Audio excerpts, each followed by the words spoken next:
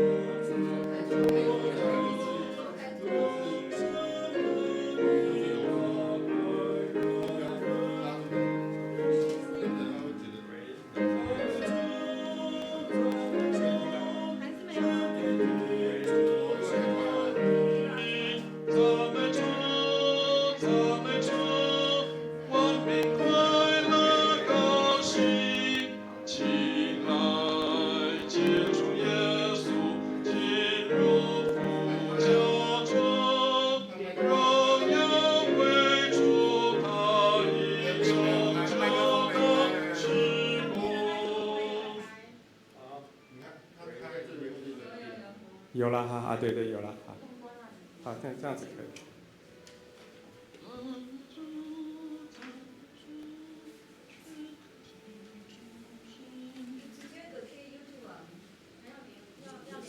然后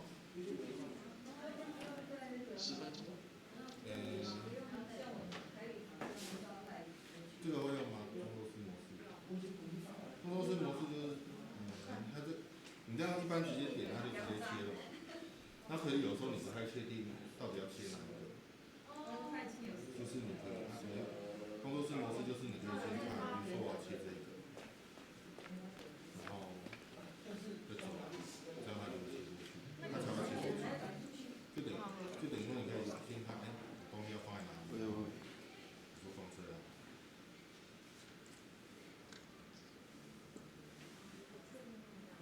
对，然后再按转场，就切过去，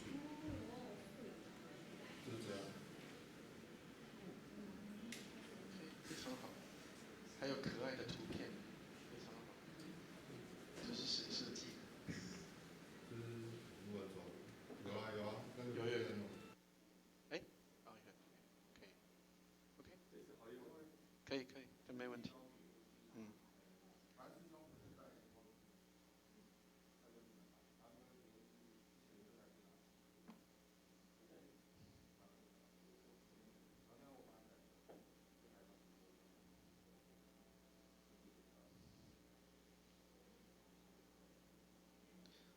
再让那个欧阳一去采购那个直播的设备，因为现在这一套是他自己。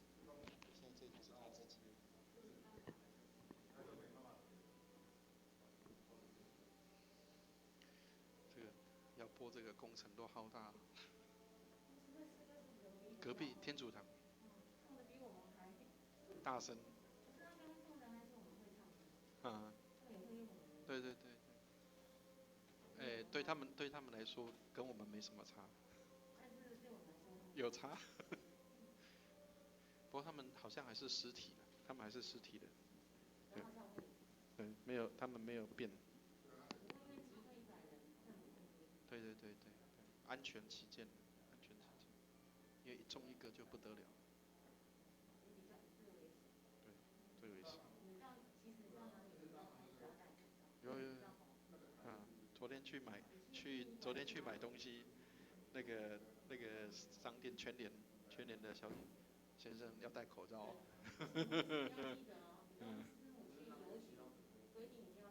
现在都规定要这样了。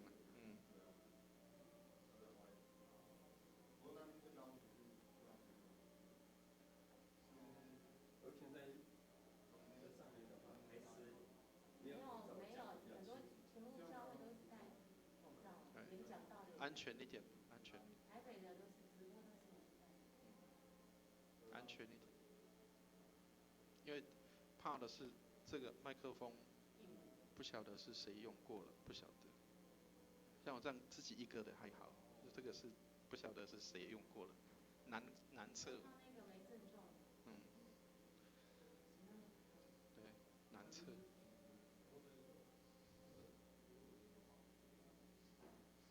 这个我们以前在管理学这个叫做测不准原理，你不知道谁。嗯，对对。来，豪杰，来，请坐，请坐。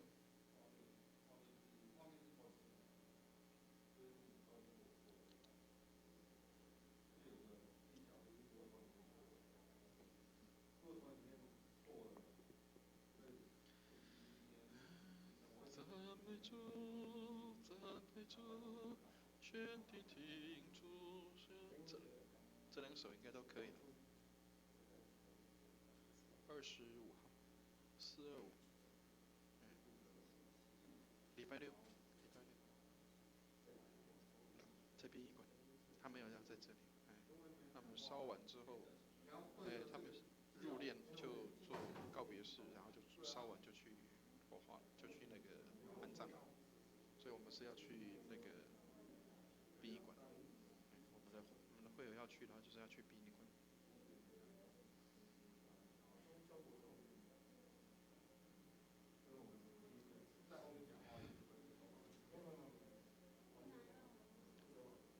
4月份办2次，这也是很硬啊，真的。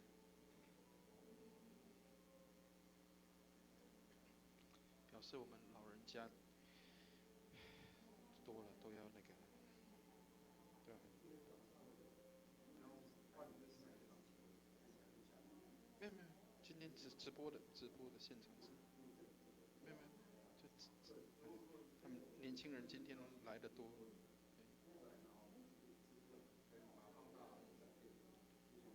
啊哈，对，因为这个摄影机好，这个摄影机的效果比较，这个手机的比较没那么那个。我们虽然没有100万级的设备，但是还是有，这样就已经很好了。因为它这个比较旧的摄影机，所以它没有那个马上可以转换的讯号，它变成要再有一个转换的讯号的那个再过去，要不然这个拍的效果是很好，很好。真的哈，哎呦，这怎么好意思？他拍的好，真的，哎呦，怎么好意思？我们心里知道应该扣不起来。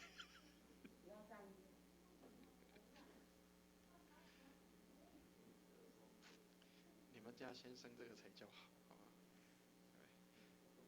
我们这个，我们这个扣不起来了。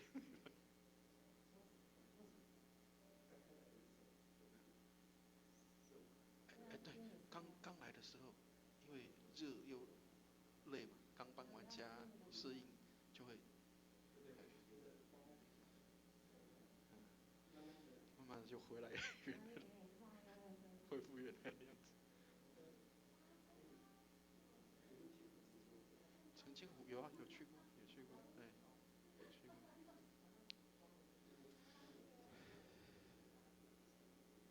对，我们去过，缴100块，外地人要缴100块。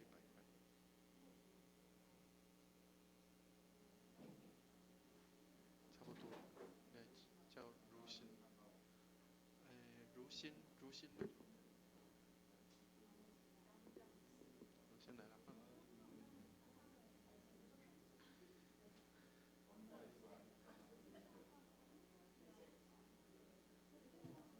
如新，谢谢你来服侍哈，我们一起祷告一下好不好？跟那个邵文执事哈。好，一起来祷告。天父，我们感谢你为今天早上的侍奉向你献上感恩。主，你说歌唱的、跳舞的，都要说我们的泉源赐给我们心中的智慧，手中的巧妙美好的言语，还有所唱的诗歌，都能够荣耀见证主的圣名，带领我们今天早上的崇拜成为馨香的祭，献在主的面前。感谢祷告，奉耶稣基督的圣名，阿门。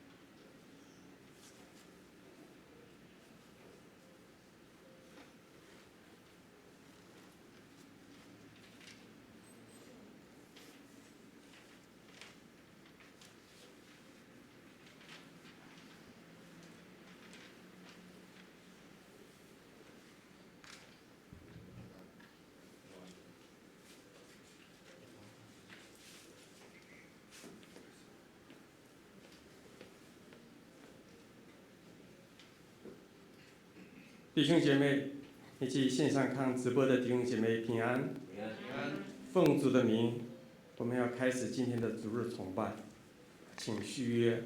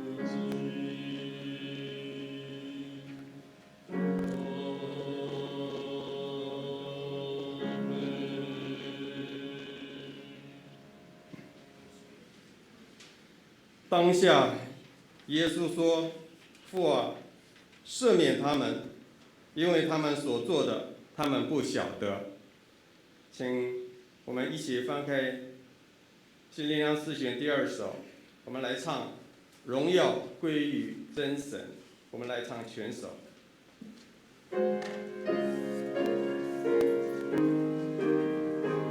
请起立。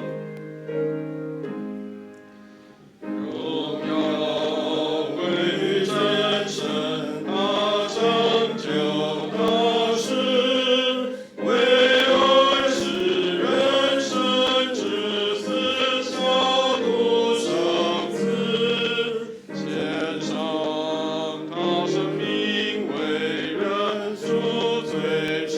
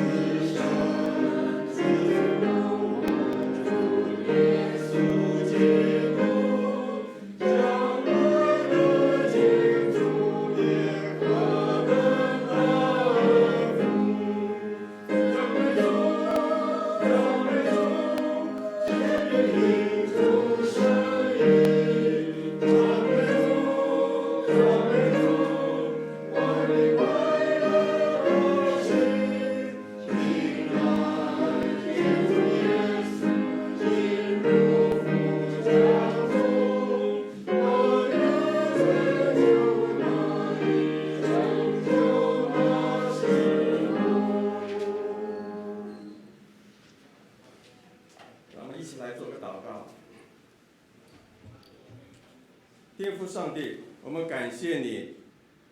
今天主日是个特别的日子，是主复活的日子，是欢喜快乐的时刻。主啊，你为了人的罪恶舍身流血，钉在十字架上，我们可以靠着你的宝血，罪恶得到赦免，洁净诚意，成为神的儿女，是何等感谢！主啊，也借着今天你从死里复活，让我们有了美好的盼望，死亡不再辖制我们，反而使我们有了永生的盼望。感谢主！随着今天新冠病毒造成了全球大爆发，欧美等先进国家疫情惨重，那全世界没有一个国家得免于这样子的祸害。主啊，但我们相信你掌管全地，求你怜悯，让疫情早日的得到控制，也再次的借此疫情，让我们能够反省悔改，来到你的面前。虽然因着疫情，我们要用直播方式进行崇拜，但主你的灵仍与我们每一位弟兄姐妹同在。你的话语感动每一位在场的、现场的以及看直播的弟兄姐妹。主，我们感谢你。祷告是奉主耶稣基督名求的，让我们一起用使徒信经来做我们的信仰宣告。我信上帝全能的父，创造天地的主。我信我主耶稣基督，上帝的独生子，因圣灵感孕，由童贞女玛利亚所生，在本丢贝拉多手下受难，被钉于十字架，受死，埋葬，降在阴间，第3天从死人中复活，升天，坐在全能父上帝的右边，将来必从哪里降临，审判活人死人。我信圣灵，我信圣而公子教会，我信圣徒相通，我信罪得赦免，我信身体复活，我信永生。阿们。荣耀颂。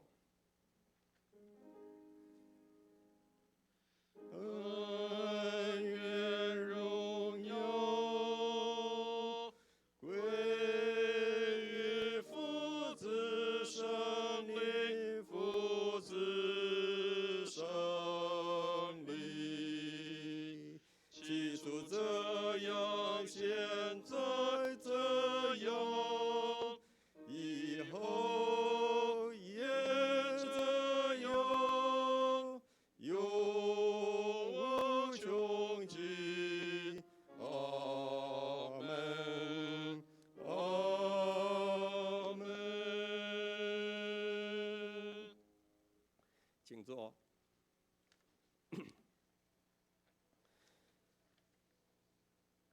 请大家翻开圣经新约哥罗西书3章1到10节。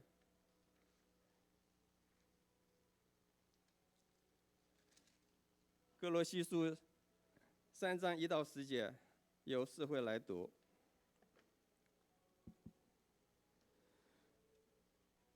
第3章第1节，所以你们若真与基督一同复活，就当求在上面的事，那里有基督坐在上帝的右边。你们要思念上面的事，不要思念地上的事，因为你们已经死了，你们的生命与基督一同藏在上帝里面。基督是我们的生命，他显现的时候，你们也要与他一同显现在荣耀里。第5节，所以要治死你们在地上的肢体，就如忍乱、污秽、邪情、恶欲和贪婪，因为这些事，上帝的愤怒必临到那悖逆之子。当你们在这些事上活着的时候，也曾这样行过，但现在你们要弃绝这一切的事，以及恼恨、愤怒、恶毒、毁谤，并口中污秽的言语。不要彼此说谎，因你们已经脱去旧人和旧人的行为，穿上了新人。这新人在知识上渐渐更新，正如造他主的形象。好，接下来我们把时间交给牧师。今天要讲到的题目是穿旧衣，穿新衣。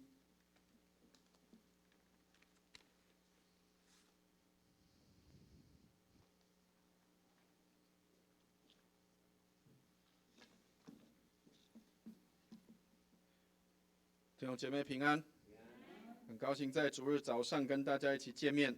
特别这一周又是一个特别的主日。一般在今天这个主日的时候，牧师要在台上都要喊哈利路亚，主已经复活了。然后我们的弟兄姐妹就会在台下回应阿们，因为这是我们在这个复活节的时候的一个重要的一个时间，那也是一个重要的一个这个就是教会的传统。那这个是因为我们在礼拜天的早上做礼拜，是因为有这样的一个来由跟典故。所以如果弟兄姐妹可能曾经有听过，有一些教会他们是在礼拜六来做礼拜，或者是比如说像犹太人，他们都是在礼拜六来做礼拜的。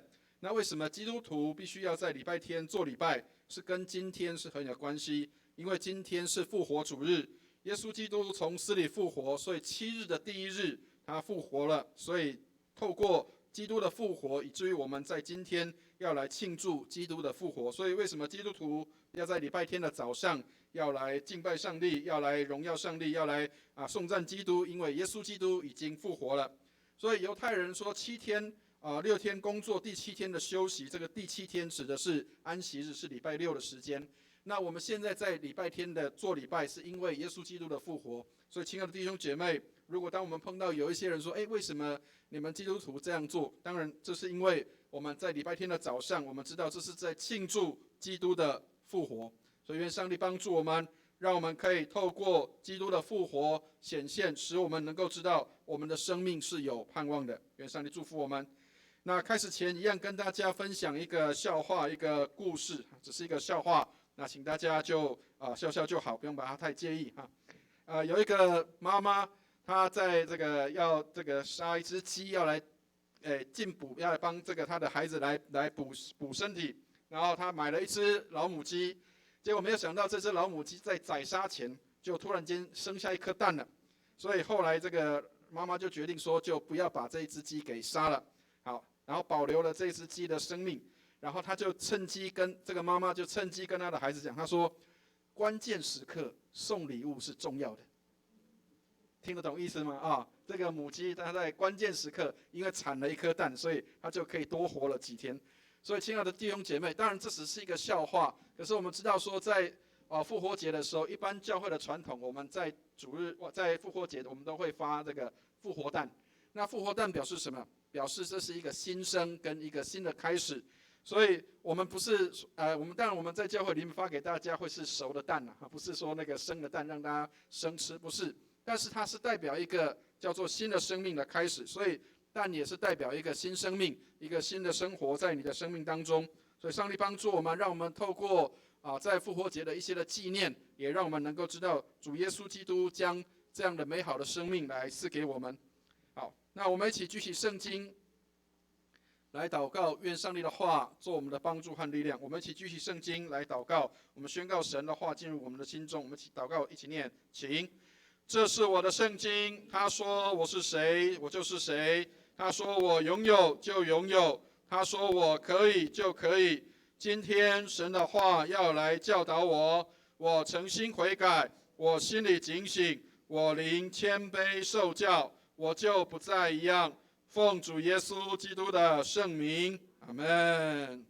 提到放假，可能大家最近都非常敏感，因为很多人必须要为了疫情的关系，必须要放假。不管是我们喜欢放假或不喜欢放假，那当然放假当然是好的。但是如果放假放得太久，可能就会有些人会觉得不太高兴。但是事实上，放这样的一个疫情的假，对我们来说也有一些的提醒，让我们可以去明白跟知道的。所以这是一个在网络上我拿到了一个图片，一个漫画，但是给我们有一些很好的提醒。这是一个基督徒他画的一个图样，在这样的一个疫情的当中，我们可以从这里学到哪一些的功课？其实很多时候我们常常会去把很多东西想成很负面的啊，我又没有去赚钱了，我又没有怎么样了，我又或者是我们会有很多的负面的想法。但是其实每一件负面的事情都在教导我们正面的意义。包括这样的一个疫情的假当中，我们可以思想一些什么样的东西，让我们可以去重新的反省。比如说，过去我们也许是不太注意健康的，那我们现在要开始要注意我们的环境健康跟卫生，所以这也是一个很好的一个提醒。或者是我们过去的作息生活，也许是不太稳定的，或者是不是很有规律或是次序的。但是因为这样的缘故，透过这样假期的缘故，让我们开始去学会每一个事情或是时间都能够把它做很好的安排，或者是休息。那当然，另外一个部分是，很多时候我们常常抱怨说我们没有时间去陪伴我们的家人，可是事实上也透过这样的一个假期，让我们可以去学到一个美好的功课，就是我们有很多的时间，我们不用再去说我们好像没有时间去陪伴我们的家人。所以透过这样的一个假期的时间，也让我们可以去跟我们的家人有这样的美好的相处。还有包括时间的运用，有很多时候我们会抱怨说时间不够用，但是现在有很多的时间是等着我们去用，但是我们怎么去运用它？所以愿上帝帮助我们，让我们可以从这些的疫情当中，我们可以做一些新的调整跟改变，不是去抱怨为什么环境这样，而是能够透过这些去知道怎么样去做，能够让更多的时间、更多的这样的一个资源能够更好的运用。愿上帝帮助我们。那当然，我们都很期待能够希望找到平安跟安稳的生活，可是我们会发现，事实上找不到这样的生活。我们不需要跟上帝求平静安稳的生活，但是我们要在主的里面要来找到安稳。所以愿上帝帮助我们。也许外面找不到生活的安稳的生活，也许我们常常有很多的这些的冲突，或者是常常有很多的这些的波动，但是我们要在主的里面找到真正的安稳。有一个很有名的教父叫做奥古斯丁，他这样说：当我在寻找安息的时候，主在我的里面；当我寻找里面的安息的时候，主在我里面的里面。所以愿上帝帮助我们，让我们可以在安稳跟安静的当中来寻找真正的安定跟安息，不是因为外在的环境，而是因为我们内在有平安。所以曾经有人这样说，他说：牧师，我晚上很难睡，我没有办法有很好的休息。很多时候我们常常是因为内心当中的波动，事实上比外面的这样的波动是更加的大的。所以牧师给大家一个好的一个东西，可以让我们晚上的时候，可以很好的进入在睡眠的里面。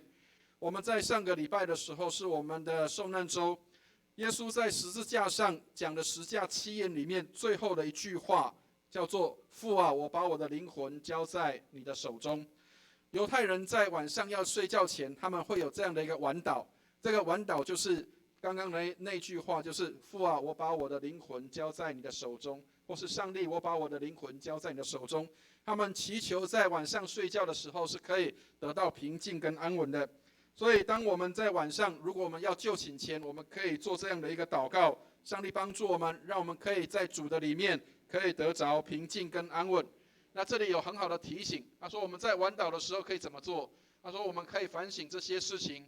若我今日有伤害他人的心灵，若我今日使别人走错路，若我今日照自己的己意偏行，若我今日言语不合体统，若我今日不关怀人的需要，因此使别人受伤害受亏损，如果我今天对人冷淡顽梗，如果我今日只顾贪图安逸，不愿坚守主神所交托给我的职分的话，那么我求主来赦免。所以当我们能够在主的面前祈求饶恕跟赦免的时候，我们的心能够得着安稳，那我相信我们的晚上就可以有一个很好的休息跟睡眠。愿上帝帮助我们，让我们在晚上的时候休息的时候没有挂虑，没有挂碍。当我们能够在主的面前坦然的祈求上帝的饶恕跟赦免，圣经上应许说，主必要赦免我们的罪，洗净我们一切的不义，这是上帝给我们的应许。所以当我们知道我们有亏欠在上帝面前或在人面前的时候，求上帝帮助我们，使我们在主的里面得着饶恕跟赦免，以至于我们的晚上可以有很好的休息。那我们今天的经文里面，让我们看到一个很美好的事情，就是我们常常讲我们叫做基督徒，各位知道什么叫基督徒，知道吗？因为基督徒当久了，很多人反而不晓得到底什么叫做基督徒。好，那给大家看一个定义。这个是在这个释律里面，或者是在这个会所里面，他们给基督徒下了这样的一个定义。那这里面叫做什么？他说基督徒就是什么？基督徒就是有了主生命的人，这样的人就是叫做基督徒。所以在圣经里面我们会看到有一群人，这一群人在安提阿，他们在聚会的时候，这一群人他们在聚会的时候，人家看到这一群人说他们是跟随基督的，所以他们有了基督的生命在他们的里面，所以人家称这一群人叫做基督徒。所以亲爱的弟兄姐妹，所以什么叫基督徒？基督徒就是你有基督的生命在你里面的人，这样的人就是基督徒。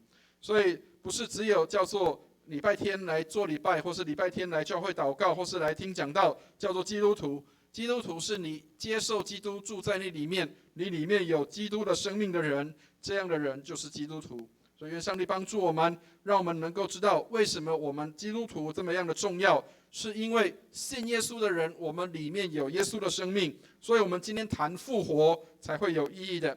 所以我们来看一下，在这里给我们一个很好的提醒。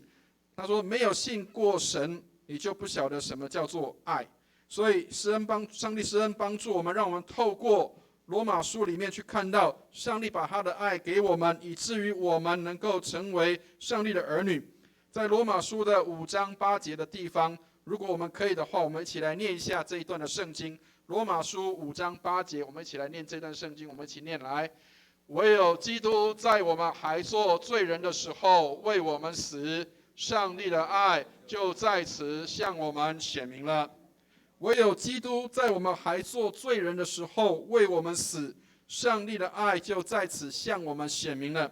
所以基督徒不必要成为一个好人，或者是基督徒不必要成为一个叫做义人。基督徒也许我们有很多不完全，但是我们里面有基督的生命，我们也知道这生命是从主而来的。所以基督在我们的里面，使我们能够领受那个赦罪的恩典，所以使我们每一天都在新的里面活。所以上帝帮助我们，基督徒不是叫做完全的人，但是我们知道我们是一个蒙恩的人。所以我们在今天的经文里面，保罗透过今天的经文让我们看到一个事情，是我们是与基督一同复活的。好，我们来看一下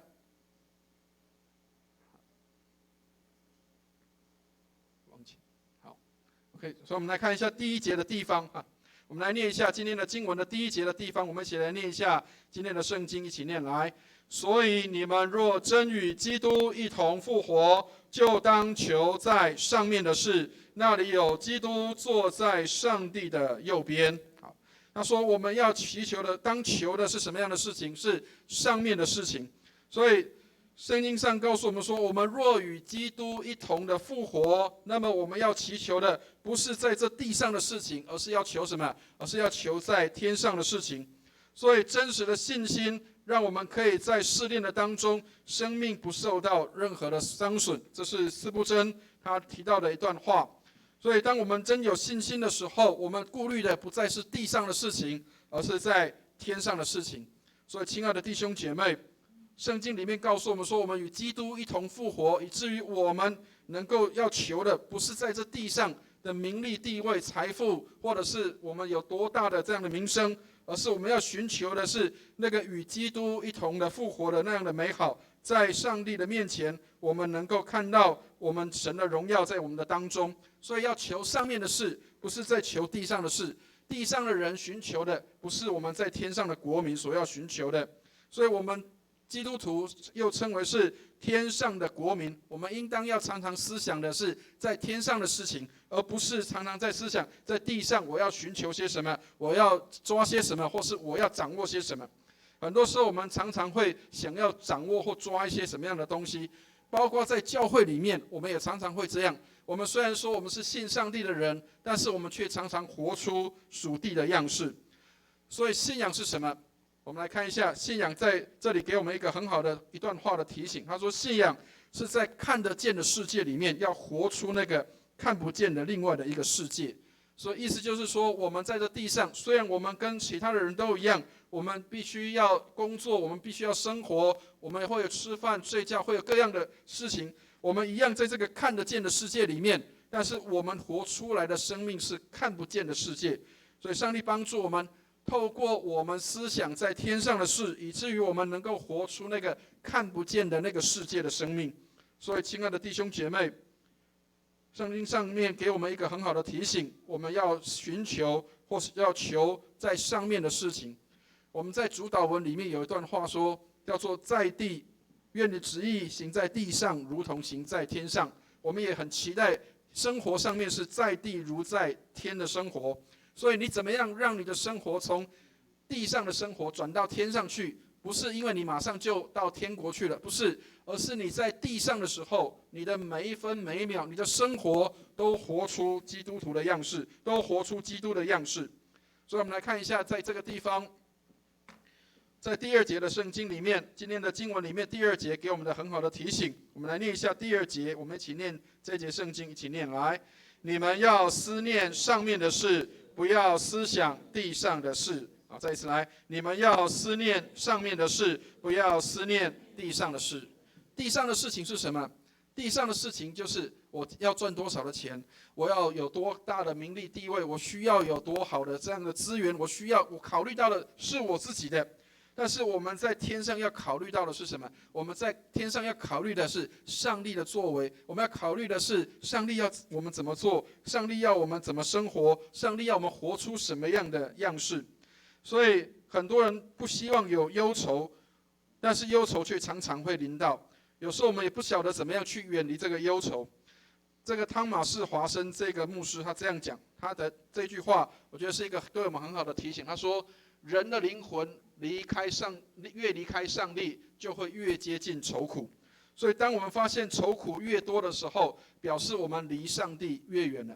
所以如果我们希望我们能够远离愁苦，那么我们就要越亲近上帝。所以什么叫亲近上帝？就是我们要去思想在天上的事情。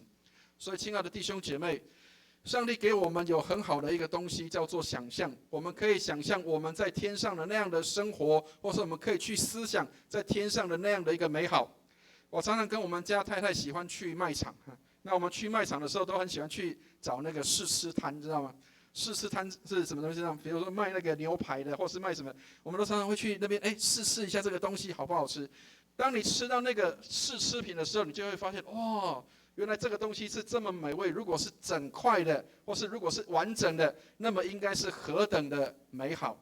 所以，亲爱的弟兄姐妹，试吃是让我们看到什么？是我们会去看到，原来完整的是这个样子。所以，教会在地上是什么？教会在地上就好像是试吃品一样，知道吗？我们在地上怎么去体会在天上的生活？其实，在教会里面，就是让我们去学习在天上的生活，就是那个样式。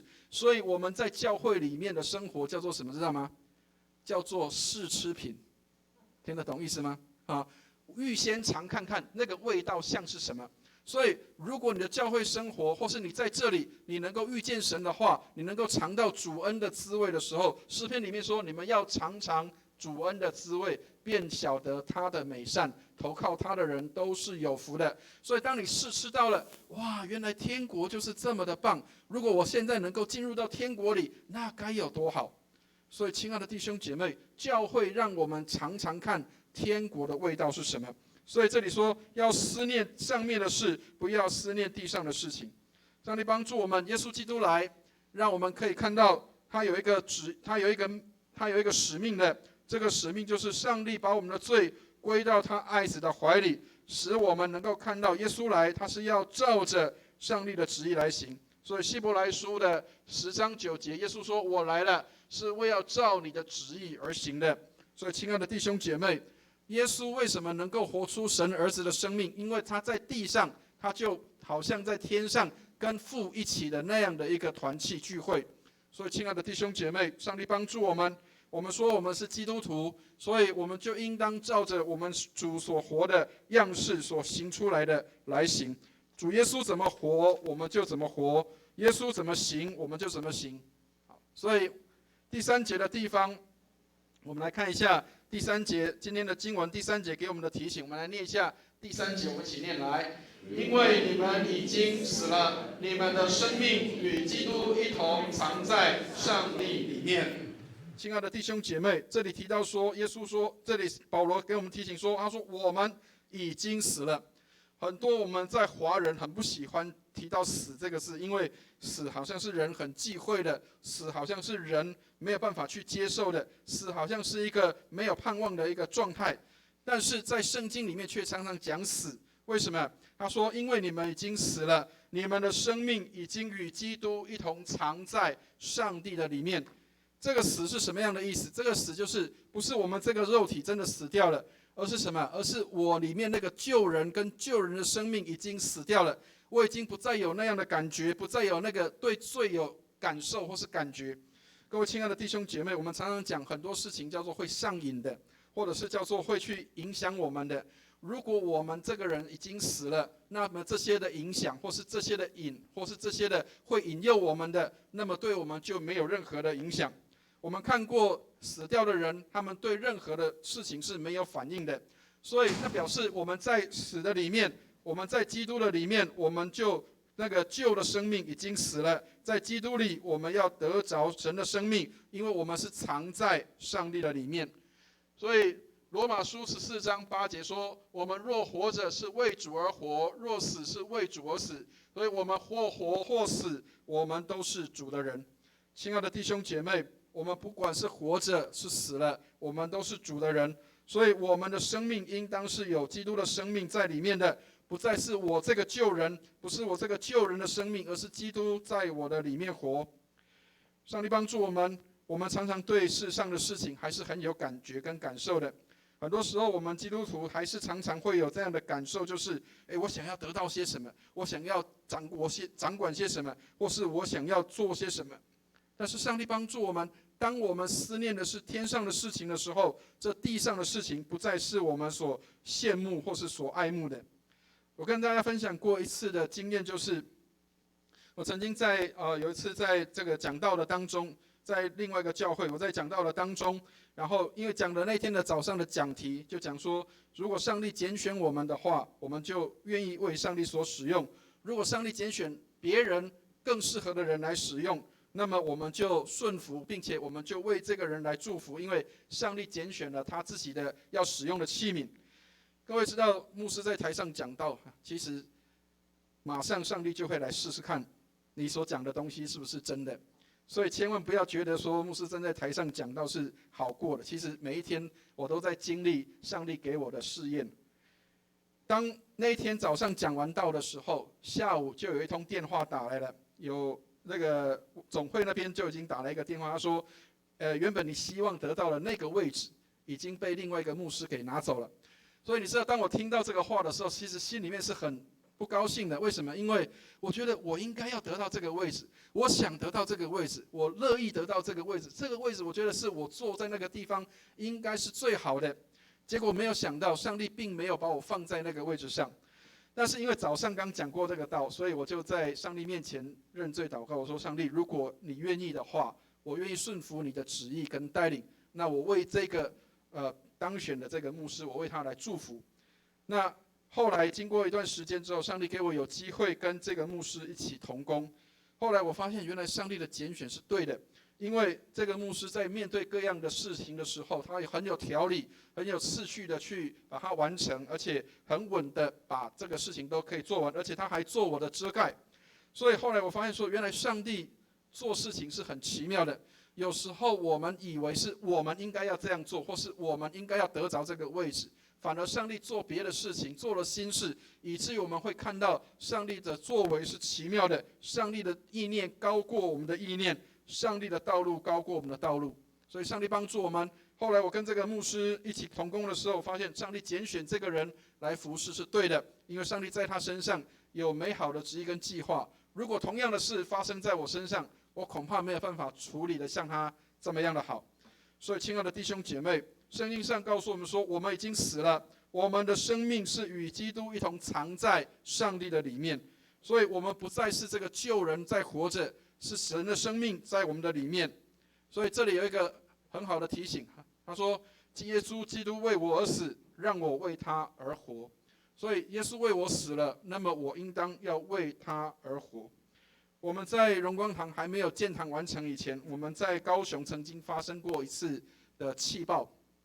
那时候我还在嘉义牧会，那我带了一群年轻人，因为我们要为我们的友堂来祝福跟祷告，所以那时候我们就带着嘉义的年轻人来到这里，然后来为我们的这个高雄的这个地方来祷告。我们去看了那个气爆的地方，还有来为荣光堂这个还在盖的时候的地基来为这里祷告。我们当中有一个国中的年轻孩子，各位千万不要小看小朋友，其实是有圣灵的感动，他也可以领受上帝的话在他的里面。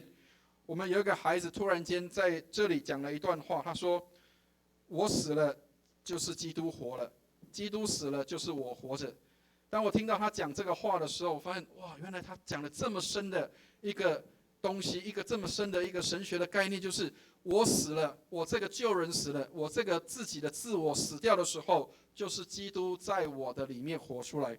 而当基督死的时候，是为了让我可以活着，好让我活着，每天是为他而活的。所以，亲爱的弟兄姐妹，千万不要小看每一个人，上帝都会使用，上帝用每一个人来成就他美好的旨意。所以我们来看第5节的地方，今天在第5节的圣经给我们一个提醒，这里就是叫做致死的这样的一个做法，怎么做？我们来看第5节，我们一起来念一下第5节。所以要致死你们在地上的肢体，就如淫乱、污秽、邪情、恶欲和贪婪。贪婪就与拜偶像一样。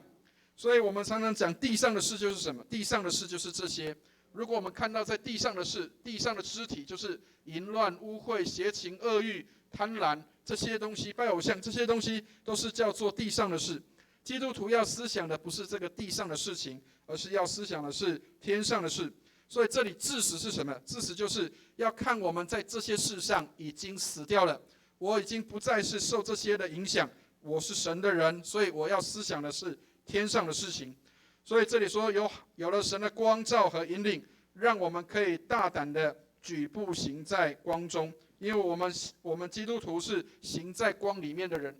所以约翰福音1章4节说，生命在他里面，这生命就是人的光。当我们行在基督里，我们就是行在光的里面。所以亲爱的弟兄姐妹，圣经给我们很好的提醒，让我们知道成为基督徒我们应当有什么样的生活跟态度，不是因为今天我们比别人优秀，而是我们的生命已经不再一样。所以这里第9节提到，他说不要彼此说谎，因你们已经脱去救人和救人的行为。所以上帝帮助我们，让我们可以在这段的圣经里面给我们一个很好的提醒，不是彼此说谎，不是我们嘴巴里面说哎呀我是上帝的儿女，我是基督徒，可是我们心里面仍然充满很多的诡诈，或是充满很多的一些伤害人、嫉妒别人、恨别人的这样的心在里面。所以他说不要彼此说谎，因为你们已经脱去救人和救人的生命。所以尼托生这样说，我们当选择什么？他说不能享受世界，又同时享受基督。所以我们不能够同时说我是基督徒，但是我们要同时活在世界的里面。所以尼托生说，我们不能同时享受世界，又同时享受基督。耶稣也这样说，他说什么？他说我们不能侍奉上帝，又侍奉马门。所以这里提到说，不要彼此说谎，因为我们已经脱去救人和救人的生命。所以圣经上面给我们一个很好的提醒，就是我们要穿上什么？要穿上，脱去就是把这些的不好的给带走。那穿上是什么？穿上就是要穿上一个新的，一个不一样的，跟过去不一样的。所以这里第10节他说，穿上了新人，这新人在知识上渐渐更新，正如照他主的形象。所以亲爱的弟兄姐妹，神使我们里面有基督的生命在我们的里面，以至于我们每一天要活出基督的形象跟样式在我们的里面。人看见了我们，就看见了基督在我们的里面活。所以我们是一个基督徒，我们刚刚提到说，基督徒就是有基督生命在里面的人。我们是一个基督徒，不是因为我们礼拜天都上教会，不是因为我们礼拜天都在读经祷告听讲道，而是我们要知道说，我们每一天要活出基督的生命。所以这里的脱去跟穿上，很多人没有办法去理解那个脱去跟穿上的意思是什么。其实脱去跟穿上的意思就是选择，你要选择旧的生命，还是要选择新的生命？你成为基督徒，你还是要穿上那个旧的过去的那个模式，还是你要成为一个新造的人，穿上神给你的新的生命跟样式？所以上帝帮助我们，让我们可以知道复活是让我们可以脱去旧的，穿上新的，让我们能够渐渐的更新，像造我们的主一样。所以这里提到说，脱去旧人，穿上新人。所以我们今天的经文里面给我们一个很好的提醒，就是如果我们是基督徒，那么我们不应该是活在那个谎言的里面，我们应该要活在真理的里面。真理的里面就是我们要选择穿上神的话语，穿上神的这样的给我们的提醒，穿上新的生命在我们的里面，而不再是旧的生命。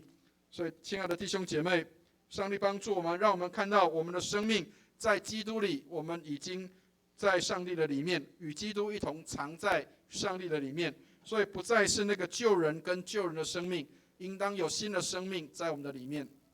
好，所以我们怎么做，让我们可以在新的生命的里面能够穿上新人？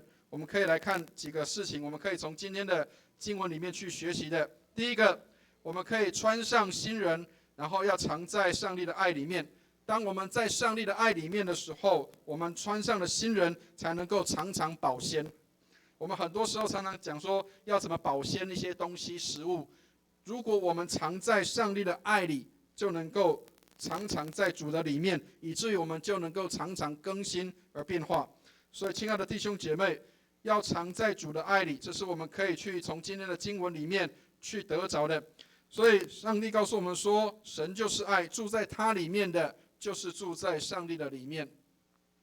好，所以我们来看一下，在约翰福音4章16节，约翰一书4章16节，我们一起来念一下这节圣经，一起念来。神就是爱，住在爱里面的，就是住在神里面，神也住在他里面。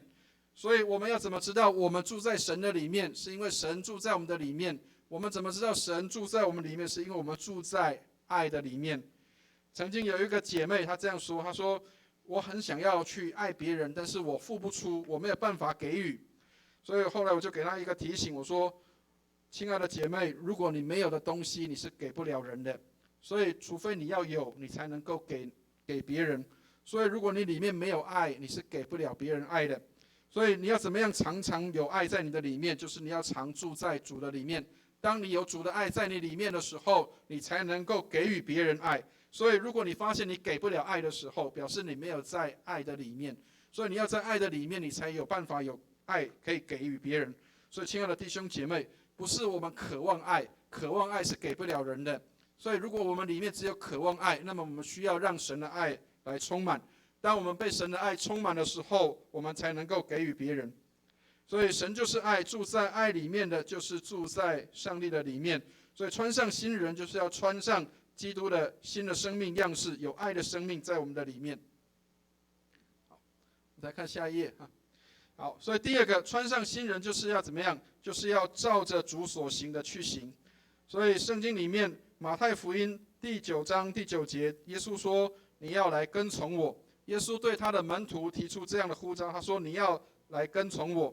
所以跟随耶稣的人就是门徒，跟随耶稣的人就是要来学习效法耶稣的样式。所以穿上新人，就是你要照着耶稣所做的去做，照着耶稣所说的去说，照着耶稣所行的去行。我们来看一下这里哈。好，所以我们来看一下圣经里面给我们一个很好的提醒，约翰一书2章6节，我们来念一下这一节的圣经，一起念来。人若说他住在主里面，就该自己照主所行的去行。人若说他住在主里面，他就应该要照着主所行的去行。所以亲爱的弟兄姐妹，上帝帮助我们，让我们穿上新人，是我们要照着主所行的去行。有一些年轻人很喜欢在手上戴一个手环哈，我常常看到有一些年轻人喜欢戴一些有颜色的手环。那些手环上面，如果是在教会的福音书房买的，很多人会在上面会有刻几个字叫做 WWJD。那它的原文的意思就是，如果在这个情况当中，耶稣会怎么做？所以它其实是给我们一个很好的提醒，就是在这个情境里，耶稣会怎么做？在这样的状况当中，耶稣会怎么做？如果耶稣会这么做，那么我们就照着耶稣的话，照着耶稣所行的去行。所以在约翰一书2章6节说：“人若说他住在主里面，那么他就应当要照主所行的去行。”说一个人的品格不是在他礼拜天有没有参加主日礼拜，而是在他的每一天是不是能够活出那样的信仰。所以有一个牧师讲得很好，他说我们在做礼拜的时候，这个叫做练习赛。听得懂练习赛的意思吗？有没有看过运动员在赛跑？有没有？练习赛是什么？我练习我练习一下我怎么跑，然后让我可以有很好的体力，可以训练锻炼，那叫练习赛。但是真正的实战在哪里？知道吗？真正的实战在我们离开礼拜堂之后，你进入世界的时候，那里才叫做你真正的比赛场。所以，亲爱的弟兄姐妹，千万不要把教会当成说这里是你的比赛的场地，这里不是比赛场地，这是练习的地方。但是我们真正的生命在哪里展现？在离开了教会的大门之后，我们在外面的生活才是真正的实战。所以上帝帮助我们，这里提到说，我们住在主里面，就该照主所行的去行。好，看下一页的地方哈。好。所以第三个，我们可以从今天的经文去学习到的功课，就是要穿上新人，就是要活出基督。所以我们常常说，做主的门徒，并不是我们要参加很多的课式的课程，不是在礼拜堂里面参加很多成人主日学，或是参加很多查经班，或是参加很多的一些课式的上课，我们就可以成为门徒，并不是这样，而是每一天我们都必须要与主同行，是谦卑与主同行的过程。所以，亲爱的弟兄姐妹，课式的知识是帮助我们在每一天的实作当中，我们可以怎么样去行出来。所以，我们可以从今天的这样的经文里面，可以看到几个我们可以学习到的这样的内容。我们怎么样来做主的门徒？好，所以不要花时间去忧虑吃什么、喝什么、穿什么，只要披戴基督。圣经上告诉我们说，要披戴基督在我们的身上。那么怎么披戴基督？就是要行公义、好怜悯、存谦卑的心，与我们的主来同行。弥迦书6章8节说，要行公义、好怜悯、存谦卑的心，与你的上帝同行。所以，亲爱的弟兄姐妹，每一天复活的新人都是与主同行的过程。上帝帮助我们，让我们每一天因为与主同行，以至于我们看到我们这个新人的生命活出来，人看见我们，就看见基督在我们的里面活。所以我们来看最后的地方。很多人也许一直希望能够做一个叫做像基督徒的基督徒，但是事实上，像基督徒并不代表你里面有基督的生命。所以愿上帝帮助我们，复活节是让我们知道基督的生命在我们的里面。我们不是要做的像基督徒，而是我们里面要更像基督。所以当我们里面有基督的生命的时候，我们才能够活出基督的样式，而不是只是外表像一个基督徒。所以约翰卫斯理曾经有一篇讲章叫做差不多的基督徒，意思就是他的所有的行为各方面都很好，好像循规蹈矩，像是一个基督徒，但是他里面没有爱上帝，没有爱人的心在他里面，所以他叫做差不多的基督徒。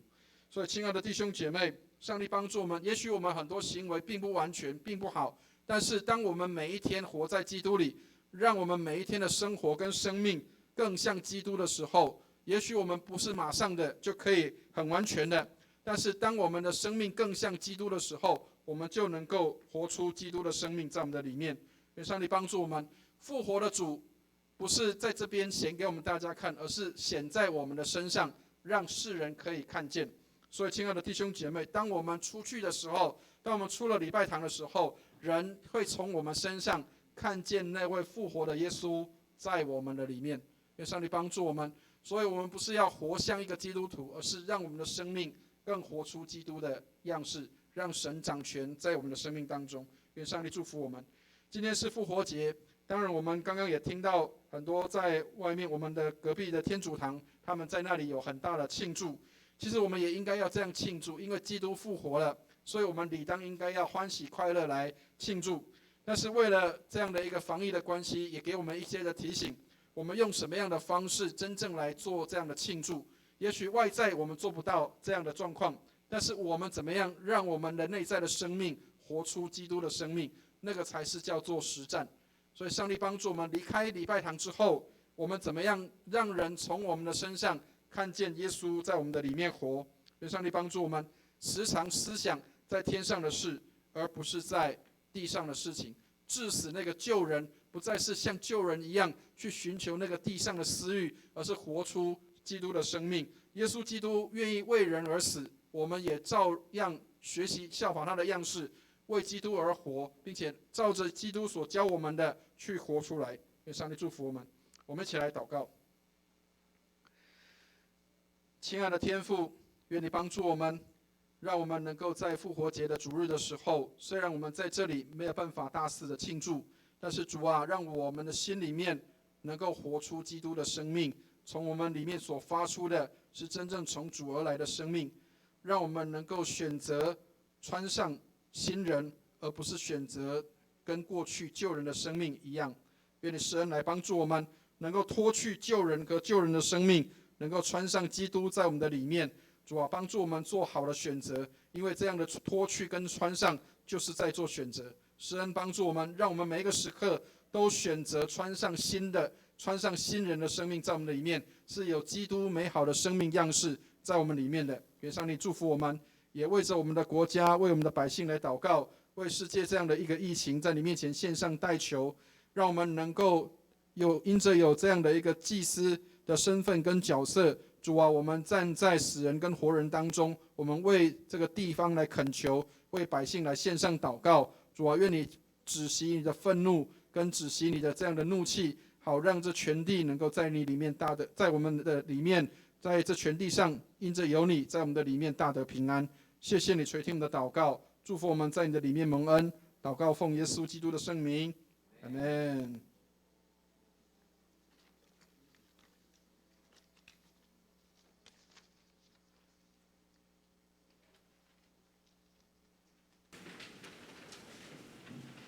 谢谢牧师的分享。好，我们现在打开新灵粮诗选189首，我们一起来唱回应诗歌《基督今复活》，我们来唱全首。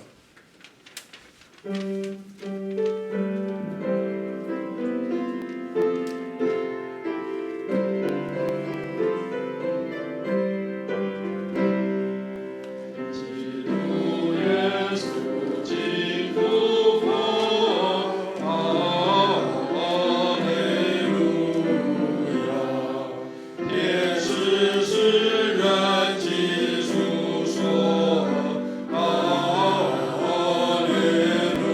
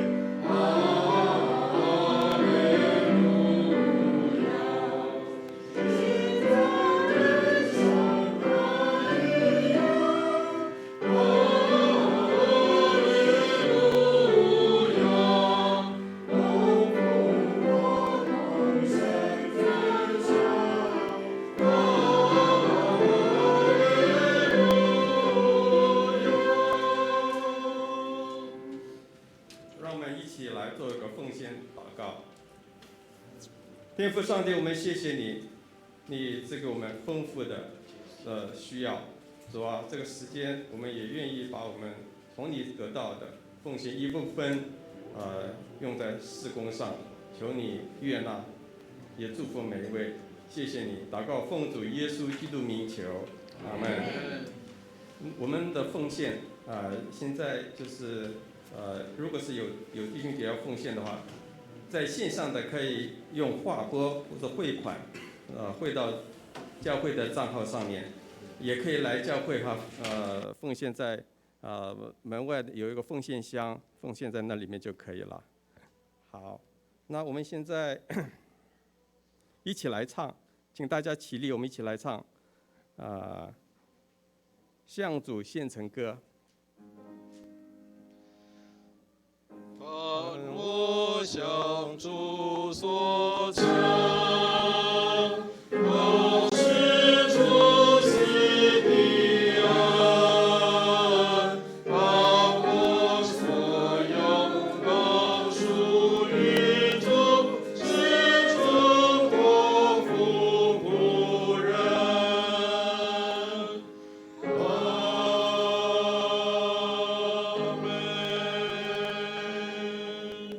请坐。接下来做一些教会的消息的报告。今天是复活节主日，欢迎参加聚会及线上聚会的新朋友，愿上帝赐福你。第二，因受疫情的影响，今天是的复活节，将不发送复活节彩蛋，请弟兄姐妹要谅解。然后第三，教会自4月份开始，4月5号、12号是今天，还有下个主日4月19号，连续3周主日崇拜将采线上直播的方式。那可在 Facebook 里直接搜寻高雄荣光堂，或者是高雄卫理荣光堂，并进入按连结图案或者是扫描荣光堂的 QR code 就可以进入收看。那在4月26号的情况就是要看疫情的状况，我们决定是不是要恢复实体聚会。好，第四，周四晚上7点半到8点半有查经祷告会，也是网络是线上直播。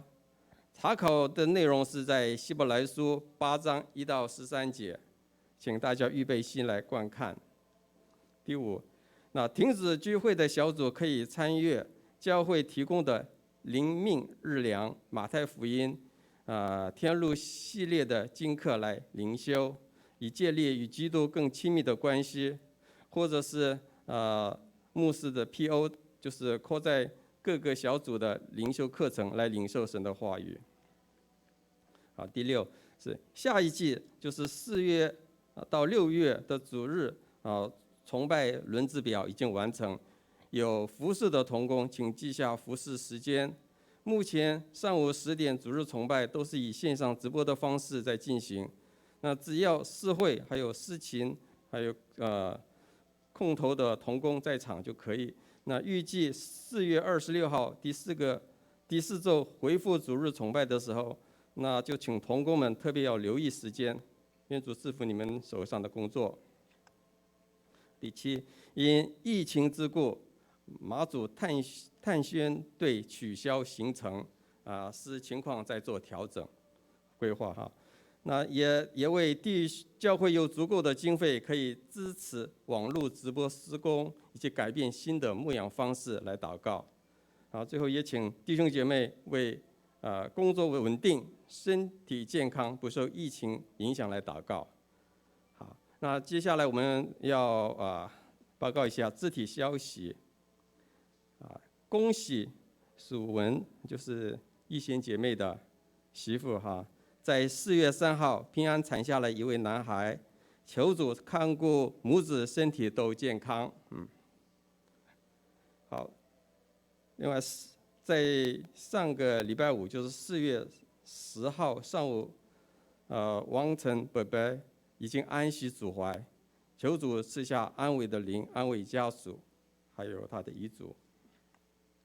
然后也为着身体不适的弟兄姐妹来祷告啊，志华姐妹的脊椎骨手术，还有瑞恒手术啊，手指的手术复原啊，品虫的正颌手术的复原，还有穆恩弟弟的血小板指数稳定，还有美满婆婆，还有孙妈妈以及周雄的身体的复原，为这些来祷告。好，我们报告就到这里。让我们一起来起立，来唱三义颂。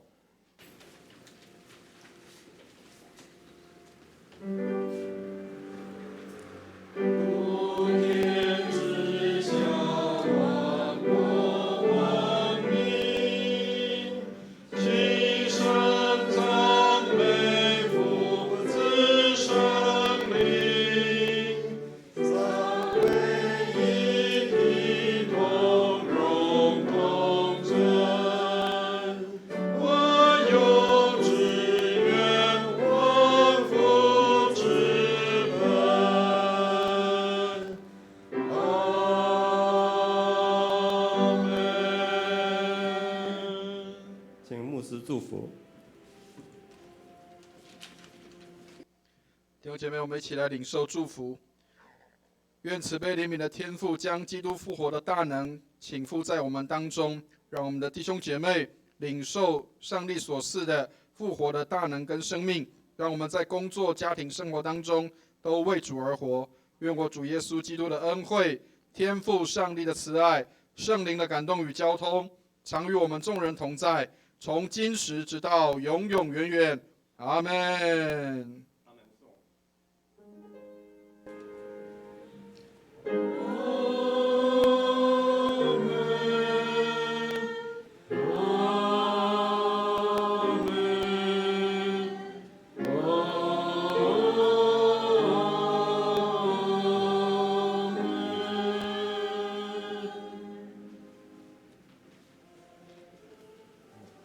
请坐。好，我们的今天的聚会就到这里，谢谢大家。